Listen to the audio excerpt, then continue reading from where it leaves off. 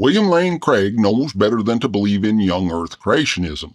And yet, even as an old Earth creationist, he still buys into some mighty silly arguments.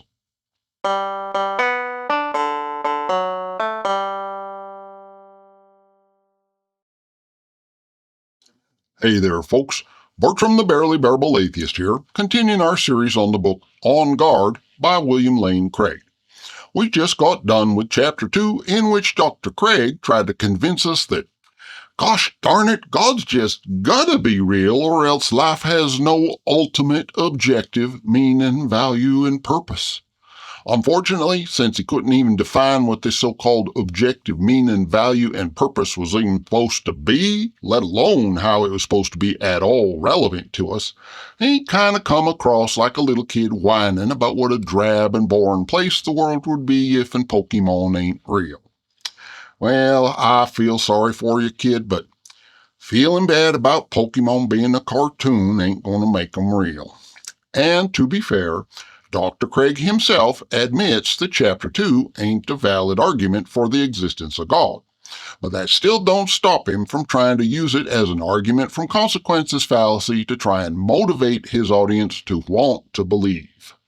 And of course, that's the whole point of being an apologist, I guess.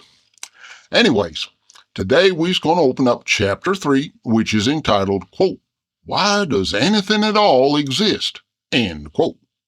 And since theists believe that God is something that exists, that means that for the theist, the question, why does anything exist, is going to boil down to asking, why does any God exist? And of course, they're going to say God exists because his nature is eternal and he has always existed. But that ain't an answer to the question. Saying he's an eternal God answers the question, what exists? But it don't explain why. Even if you claim that an eternal God exists, you still ain't answered the question of why an eternal God exists rather than no eternal God existing. But all that is just a preview of what we're going to be discussing today, so let's get into the chapter and see what Dr. Craig has to say to us. He starts off by describing his own childhood in the rural Midwest, surrounded by all kinds of wildlife and with a night sky unpolluted by city lights where you could see the stars in all their glory. And he remembers looking at all this wondrous complexity of nature and thinking, where did this all come from? Quote, "It seemed to me instinctively that there had to be an explanation why all this exists. As long as I can remember, then, I've always believed in a creator of the universe. I just never knew him personally." End quote. And there you have it, folks. The mysteries of the universe solved by the first thing that popped into a little kid's head. All the astrophysicists and mathematicians can go home now. Well, okay. It's pretty unsurprising that a kid would jump to a conclusion like that. Not only does evolution tend to produce agency detection that's heavily biased in favor of false positives, just think for a minute what your world is like when you're a kid. Where does your food come from? A big person fixes it and brings it to you. Where does your clothes come from? Big person gives them to you. Where does rules come from? Big person tells them to you. It's probably an exaggeration to say that everything comes from a big person, but still, from a child's perspective, that's pretty much the way things is. Even Christmas presents comes from a big person named Santa, even though you can't see him do it. So it ain't too surprising that a little kid in the Midwest would jump to superstitious conclusions about where everything comes from. What is surprising, or at least unfortunate, is that he'd failed to outgrow such a naive superstition. From here, Dr. Craig segues into a discussion of the philosophical speculations of the 18th century mathematician Gottfried Leibniz. Quote, G.W. Leibniz wrote, "The first question which should be rightly asked is, why is there something rather than nothing? In other words, why does anything at all exist?" Like me, Leibniz came to the conclusion that the answer is to be found not in the universe of created things, but in God, God exists necessarily and is the explanation why anything else exists. End quote. Now, Leibniz, like a lot of pre-Enlightenment intellectuals, lived in an era when kids was indoctrinated in Christian teachings from early childhood onwards, and where a promotion of Christian teachings could give a huge boost to a person's reputation and career. So there's at least a possibility that Leibniz did not so much conclude that God's explanation as just think up a new way to give God credit for something cool, which coincidentally just happened to advance Leibniz's own social status. But let's get into the meat of this argument. Dr. Craig helpfully lays it out for us in the form of a syllogism. Quote, 1. Everything that exists has an explanation of its existence. 2. If the universe has an explanation of its existence, that explanation is God. 3. The universe exists. 4. Therefore, the universe has an explanation of its existence from 1 and 3. And 5. Therefore, the explanation of the universe's existence is God from 2 and 4. End quote. And that's an interesting syllogism. Let's try a few variations and see how they sound. If in the universe has an explanation of its existence, that explanation is Allah.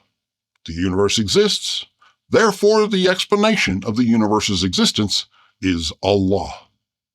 Or let's try this one. If in the universe has an explanation of its existence, that explanation is fairies.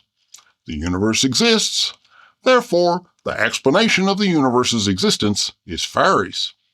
Or how about this one? I bet the skeptic would like this one.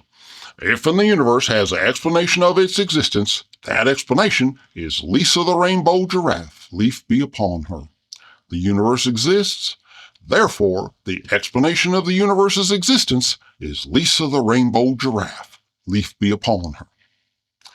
Well, I think you get the point. Leibniz is kind of putting the silly in syllogism here. It's dressed up like some kind of profound philosophical insight, but at its core, it's just the arbitrary assumption that the universe is created and that God and God alone has the power to do it. And we could just as easily make the same arbitrary assumption about any number of other mythical creator or creators. But of course, it's Dr. Craig's job as an apologist to try and make it sound like this is actually a convincing argument. And he's definitely going to give it the old college try. Quote, now this is a logically airtight argument. That is to say, if the three premises are true, then the conclusion is unavoidable. It doesn't matter if the atheist or agnostic doesn't like the conclusion. It doesn't matter if he has other objections to God's existence. So long as he grants the premises, he has to accept the conclusion. So if he wants to reject the conclusion, he has to say that one of the three premises is false. End quote. Sounds like game on, don't it?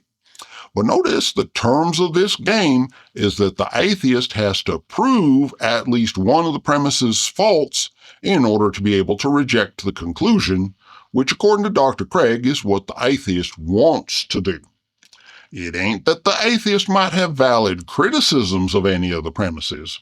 It's that the atheist supposedly hates God and therefore he has to say that one of the premises is false.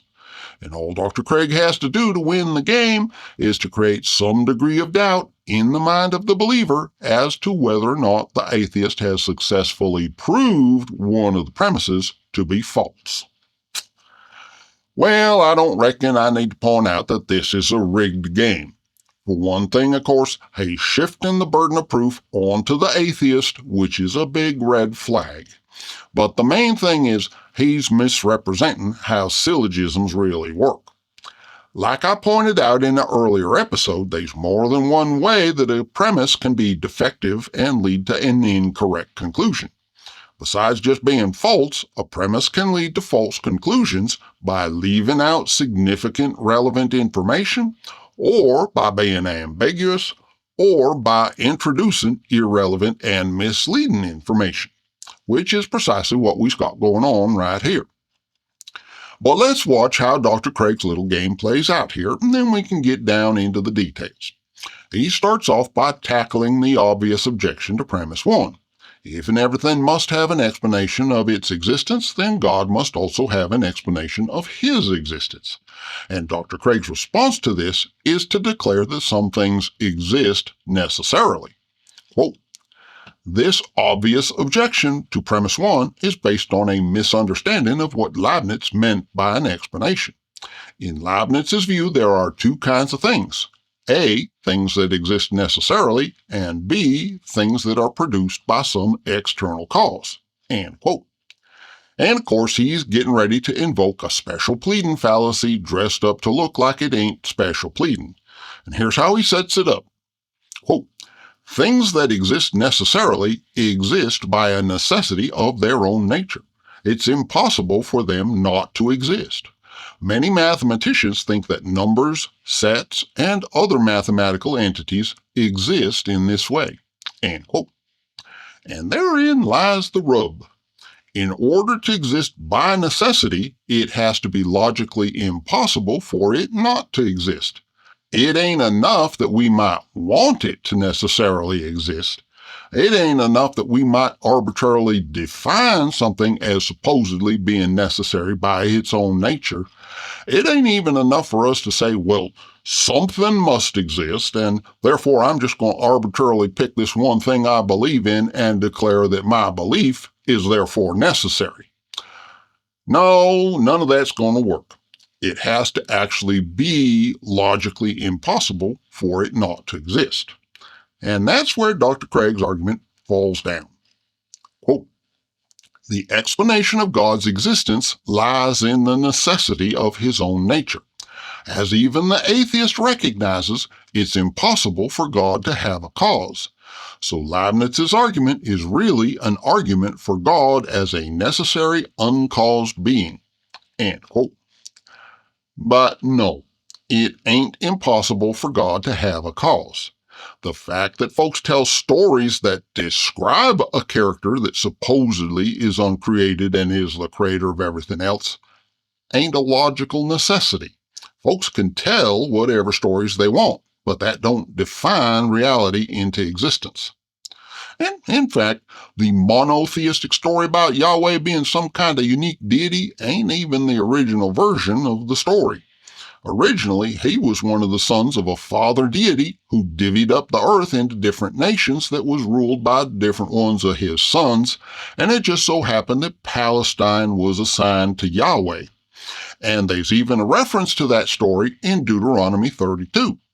Quote, verse 8, "When the Most High gave the nations their inheritance, when he separated the sons of mankind, he set the boundaries of the peoples according to the number of the sons of Israel."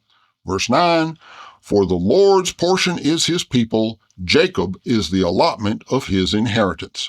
End quote. And notice there's a footnote on that phrase, sons of Israel, at the end of verse 8. And if we look up the footnote, we find that it says, quote, as in Masoretic text. Dead Sea Scrolls has sons of God. Septuagint has angels of God. End quote. And scholars of the Old Testament text tells us that the manuscript evidence supports sons of God as the original text. Quote, "He set the boundaries of the people according to the number of the sons of God." End quote. So El, the Father of God, gave Israel to Yahweh as Yahweh's inheritance. And it was only later on, as monotheism became more prominent, that the ancient Jews reimagined Yahweh as the one true God, and so they had to change the text to cover up the story about Yahweh inheriting the people of Israel from his dad. Anyways, back to Dr. Craig. He says that God exists by necessity of his own nature, but he won't allow that the universe could exist by necessity of its own nature. Anytime he talks about the universe, the only explanation he'll allow is some kind of external cause, and that's where the special pleading comes in. He lets God have a special kind of explanation that ain't nothing else allowed to have. Also, when he says that God exists necessarily, he's assuming that Christian teachings about God is correct, which is a problem because that's the conclusion that he and Leibniz is trying to prove here. Before you can claim that God exists necessarily, you first has to prove that he exists at all and that he has all the characteristics Christianity claims he has. Assuming Christian conclusions about God in order to prove those same conclusions is circular reasoning.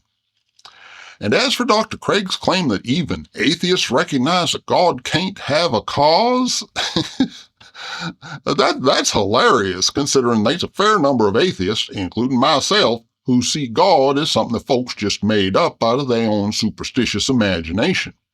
The possibility that God might be explainable as a product of human imagination is precisely one of the points that's at debate here. And before someone says, okay, but now you's assuming the atheist conclusion, no, I ain't. I ain't asserting as a premise that God must necessarily be the product of human imagination. I'm simply pointing out the fact that this is one of the possibilities, and that this means that Dr. Craig can't assume as a given the claim that everybody agrees God exists by necessity of his own nature. Now, I think we can arrive at the conclusion that God is most likely the product of human imagination, but I don't need to assume so in order to reach that conclusion, unlike Dr. Craig. He goes on to try and turn the tables by accusing atheists of special pleading in their own term. Quote, sometimes atheists will say that premise one is true of everything in the universe, but is not true of the universe itself. Everything in the universe has an explanation, but the universe has no explanation. End quote. And it is true that atheist critics will point out the composition fallacy that happens when you try and argue that whatever is true of the parts of the universe must also be true of the universe as a whole. Just because everything within the universe needs a cause don't mean the universe itself needs one. But notice the special pleading here. Whenever we's talking about the universe, Dr. Craig uses the word explanation to mean an external cause.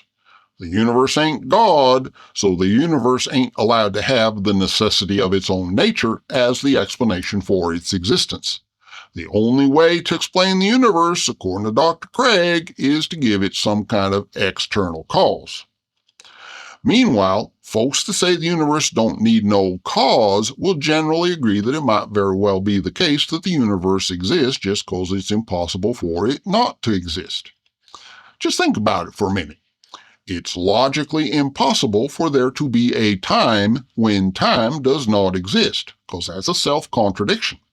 But time is just one dimension of the space-time continuum.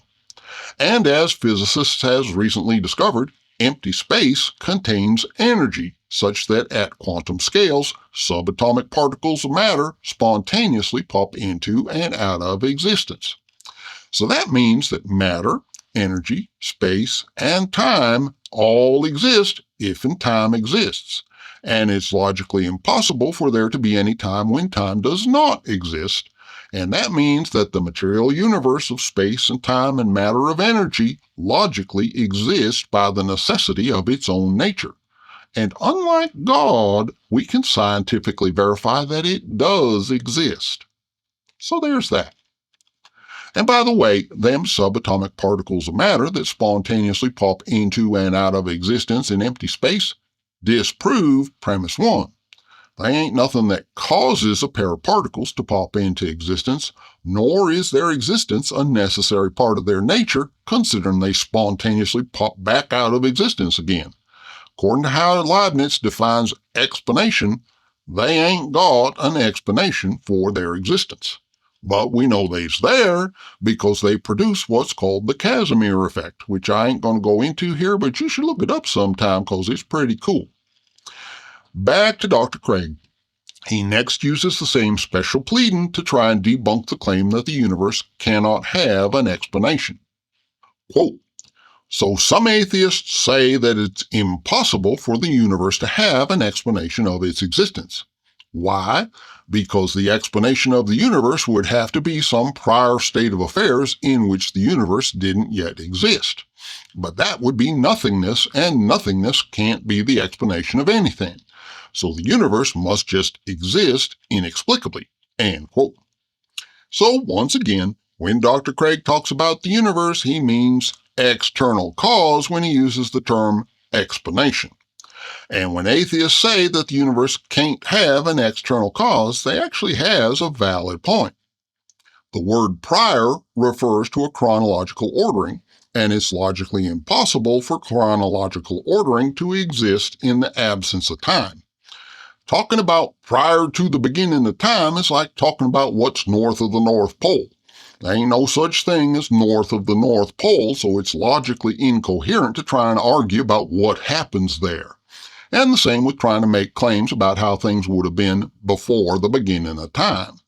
It ain't that there would be nothingness prior to the beginning of time, it's that the whole idea is incoherent. Nothingness can't exist at any point in time, because if in time exists, that ain't nothingness. Which means Dr. Craig is giving us a literally incoherent version of what atheists is actually arguing. And that's going to make his attempted rebuttal kind of pointless. Quote, "This line of reasoning is obviously fallacious, for it assumes that the universe is all there is, so that if there were no universe, there would be nothing. In other words, the objection assumes that atheism is true. The atheist is thus begging the question, arguing in a circle." End quote. And God forbid that anybody in this debate should assume the conclusions they was trying to prove. Right, Dr. Craig? Except atheists ain't assuming that God don't exist. Whether God exists or not, he can't create the current material universe today because it already exists. And by our study of physics, we know that it has always existed at every point in time. Whether any gods exist or not, you can't create what's already there. And the material universe has already been there for all of time.